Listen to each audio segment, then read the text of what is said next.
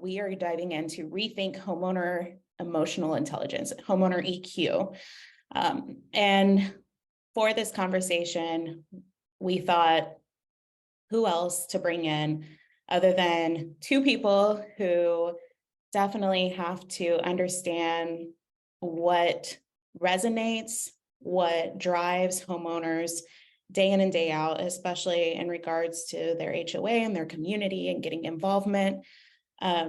So excited to have Terri Allen, Director of Customer Experience from Spectrum Association Management, and Brad Auching, our very own, who so many of you that join these webinars love to see, Director of Product Management for all things homeowner tools and our mobile apps.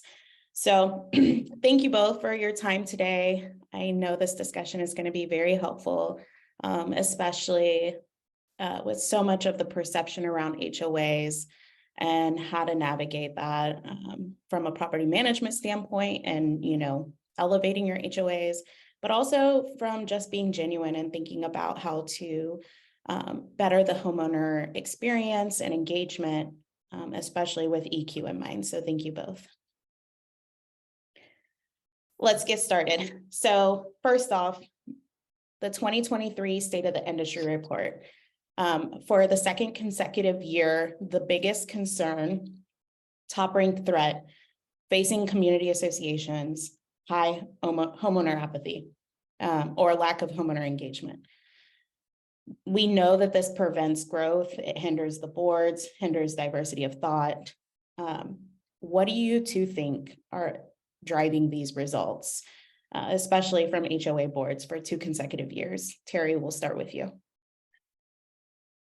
I think when we went into the pandemic and everything kind of shut down and there wasn't as much, interaction with people and everything that you had to do, your kids' sports or whatever you had going on personally. And so I think as we kind of go back into the world, right, opening up post-pandemic, I think a lot of people just don't have that mental capacity or that capacity to do all of the things that they were doing before because they slowed down so much. And so really just trying to add more things to their plate is becoming more difficult, right? Because for so long, we just didn't have as much to do with extracurricular activities and things like that. And so I think it's been more difficult to kind of shift that into a different mindset of putting all of those things back on your plate, where I think people are being a little bit more selective in what they're willing to put back on their plate from what they had been removed for so long. Definitely. Brad, any additional? Yeah. I would agree with Terri. Just I think the pandemic changed so many things as far as how homeowners interact with each other, how homeowners, or not just homeowners, how people interact in public again, kind of having to relearn to, that public facing communication that they have. But and just being able to communicate to them all these events that you might have in your neighborhood, make it more of like something that they would be interested in because it's something that is fun and not just another task that they have to check off, something that would really get the community involved and provide the tools that make it easy for us to do that. So they want to get involved and it's easily accessible for them to do it. Yeah, I'm glad you brought up, just being easily accessible. That's one thing that we'll be featuring in our upcoming white paper that we are releasing around emotional intelligence, both on the leadership side, but also especially on the homeowner side. People, to Terri's point, people don't have the mental capacity, I think, to really take on things that are difficult, right? Or we get more selective in taking on those difficult things, right? Because we're all still navigating a lot of uncertainty. I think, the pandemic elevated a lot of uncertainty there, but then now we've shifted and now there's economic uncertainty. There's, just uncertainty with job stability. And so we're just facing a lot of uncertainty during a short period of time, relatively, right? That strongly impact us or impact, our loved ones or people around us. And so, yeah, I think we're all, I know I'm speaking for myself, I'm way more selective of what I have the bandwidth to take on, right? It's just like, are you in my top priorities? No. Okay, then sorry. I think we're all a little less apprehensive about declining invites.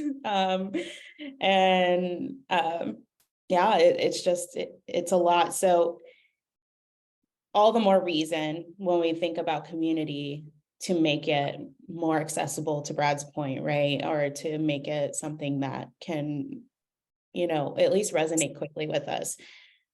With that being said, what do you both believe are quick, easy wins that we can do to increase homeowner engagement, homeowner activity, or just homeowner interaction? Terri, what are your thoughts here? I think just really making it easy for homeowners to do business with you from the property management side, right?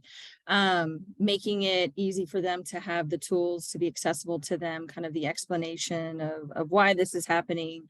I think in the way that you talk with them and message, letters or violations, I think, HOAs in general have a stigma. So really kind of creating that love language in, property notices or communication that goes out to them.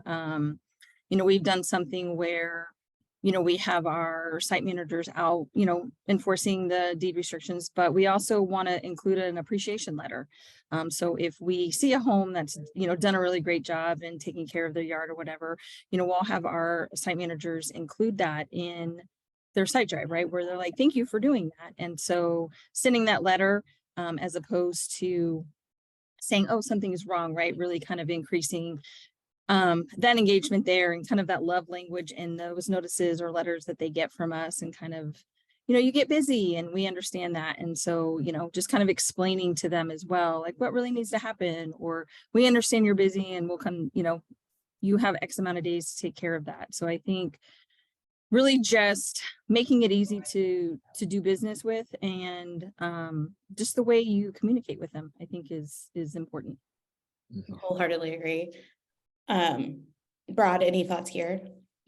Yeah, I mean, we've talked with Terri about this appreciation letter with this love language, and we want to take it one step further where we have that capability built right into the app. So when they're out there on those site drives and they see a house that deserves that appreciation, they can tap a button in the app to send that appreciation letter out where the homeowner gets that.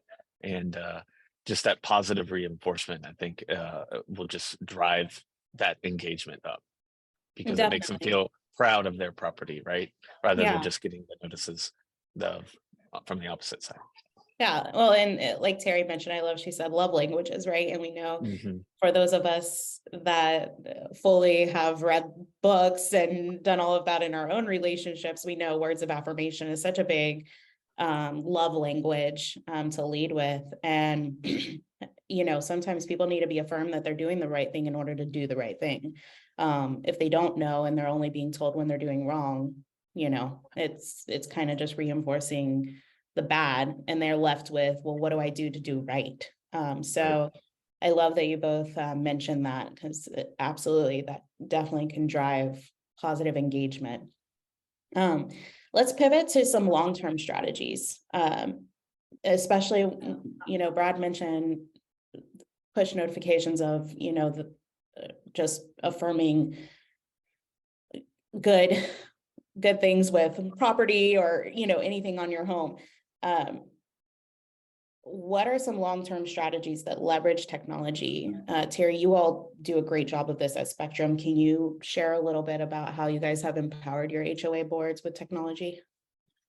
I think we've really tried to put everything in the app. So at any time, a homeowner, a board member has all of the tools that they need right in the app.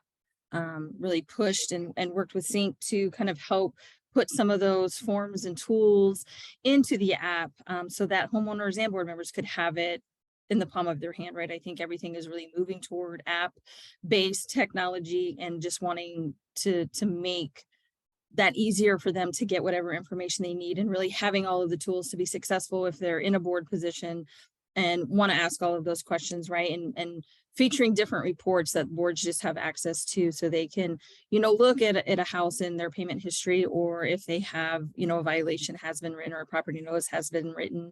But really kind of having all of those tools for their association in the palm of their hand. And then from the homeowner side, really just making sure that they can do business with us at any hour, right? Make a payment, look to see what community events are coming up, read any of their documents if they have to, right? Having all of that information on the app and available to them at any time, right? Not just during our business hours. Right. And that's so crucial. Could you imagine having to like cut a check, figure out how to drop it off during business hours, or handle a violation and a response letter, let alone anything dealing with having to go to the post office, right? I think we all, once again, dread an added part to us trying to just take care of our day-to-day responsibilities, especially in today's world where technology allows us to do things like pay our bills electronically, right? Auto pay.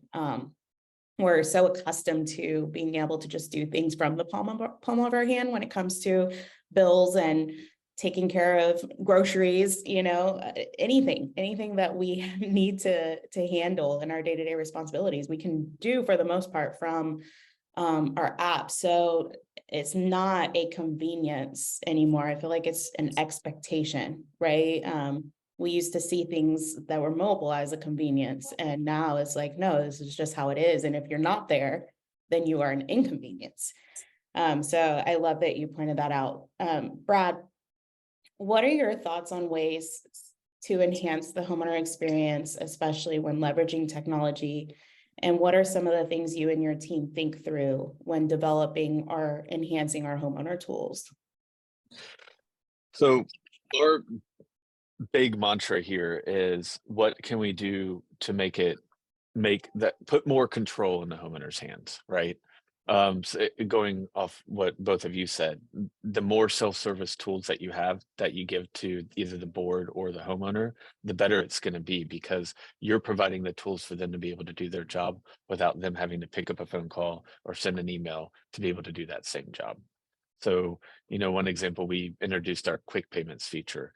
So going off what you were talking about of how do I drop this check off in the middle of the night? Well, now you don't even need an account. You just go on to the portal, type in your account number, and you can make a quick payment, right? So anything that we do, we try to think of, how is this going to make the homeowner's life easier? How is it going to make the board's life easier? And even how is it going to make the property manager's life easier?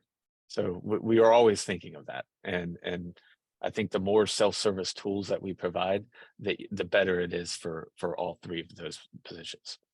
Right. It's funny because prior to CINC, I would never know about this even being an option, right? If I'm speaking from just being a homeowner and in my neighborhood. But now that I know CINC and, I have that visibility, oh my goodness, am I upset that I don't have access to do things like request a pull key over an app, or even within a web portal. I'm 2 years into owning my own home and I still don't have a pull key. Shout out to my property manager and HOA. I mean, I know this has nothing to do with my HOA board. Our property manager manages all of it. And yeah, I'm still waiting for my pull key, maybe this season. But yeah, it self-service tools, and with all that said, because of how much of a headache it is just to gain accessibility to the pool, you could only imagine I don't utilize any of the amenities really, because it's not quick and easy. It feels overwhelming just from the start of even trying to understand how to access these things. With all that said, with homeowner engagement being a driving solution to homeowner satisfaction, to homeowner retention, and just all in all, trying to kill the stigma that so many HOA boards face, what advice do you guys have for our industry on rethinking homeowner EQ? Terri, we'll start with you.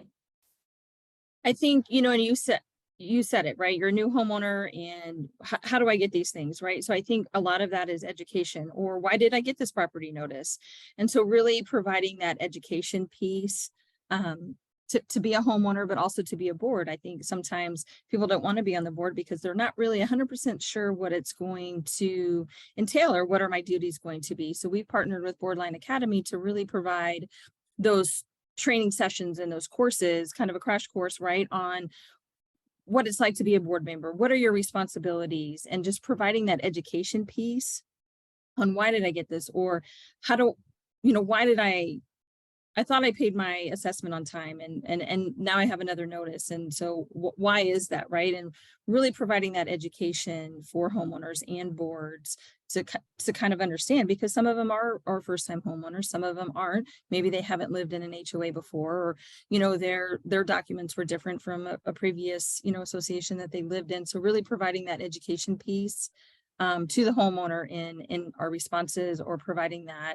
proactively ahead of time so that they can understand, okay, this is why I did that without having to contact us, or just having that education piece. I think definitely for, the boards through Boardline Academy has been really helpful, and just providing that and continuing to provide that as they develop courses for homeowners as well, but providing that education to homeowners on, why did I get this? Or I don't understand that, or what do I need to do now? So really just providing that education piece, I think, has been helpful for us with that relationship with our homeowners. Yeah, great advice. I think a lot of times when we think of how to make homeowners happy, we tend to think of the fun, cool things, like, oh, let's just go in and have an ice cream social or a barbecue. Well, if you have unhappy homeowners because they don't even know how to access or how to understand the basics, like making a payment or how to solve a violation, or they don't have self-service tools to be able to really manage that, and it's been nothing but an inconvenience to try to be a part of a professionally managed community, that ice cream social isn't the last thing that they want to attend. And if they do attend it, guess what? They're not there to socialize. They're there to be upset. So I think taking care of the basics and really elevating education alongside communication is such great advice.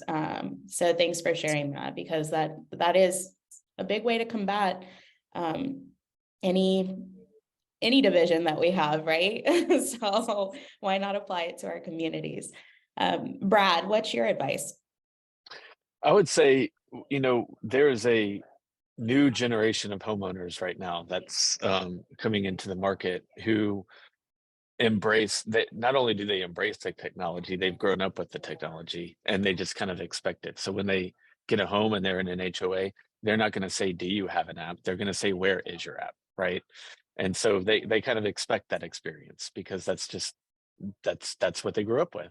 So I think the more things that we offer them, the more tools that are more in line with what they're accustomed to, the more engagement they're going to have with it, because they're going to download the app. And when we start building up this push notification service, we can start really delivering that communication to them in a real-time basis, and powering that engagement so that they do get more involved in their community, and decrease that apathy that you see. Yeah, definitely. Great advice. Yeah, Gen Z, they didn't know about Netscape or AOL. And No dial-up. They only know Google as far as their internet journey. So great advice, and absolutely right. I mean, we live in a time where I think we've been approaching homeowners as just community members rather than approaching them as consumers. And I think if we would just kind of switch our thinking and approaching them as consumers, we would understand that, the consumer behavior, right? We would approach them with understanding, okay, like they can do things like Uber Eats, you can get Starbucks at your doorstep. You can get your groceries at your doorstep. Amazon, hello, like if you don't get same day or next day, is it Amazon? We're getting to a point where some of us won't even make Amazon purchases if it's not fast enough, to get to our door. So instant gratification, instant ability to check things off, get it done without it taking up that capacity is so vital to how we approach homeowners. As you can see from the stories I'm sharing with my millennial homeownership self, that's not happy. A lot of homeowner apathy over here. So great advice. I appreciate you both. Any final words? I would say the one last thing I would say also is that we like to think of is whatever you're trying to do, keep it as simple as possible. Because if you want to drive up that engagement, you don't want to overcomplicate the process. Make it a simple process so that that homeowner, it's something easy for them to do and not something that, is going to result in a phone call that they have to call somebody or do something, always looking at what's the best way to get from A to Z. Maybe you don't have to go through that whole alphabet. There's a better way to do it, Love it. Love it. Any final words, Terri? No, I agree. I think making it easy to do business, right? And just make it simple. I agree with Brad. I love that. I love that. Great advice just for us as a whole with approaching business, right? Sometimes we get too complex and we forget to just keep it simple because that's what is actually tangible. So thank you both. I appreciate it.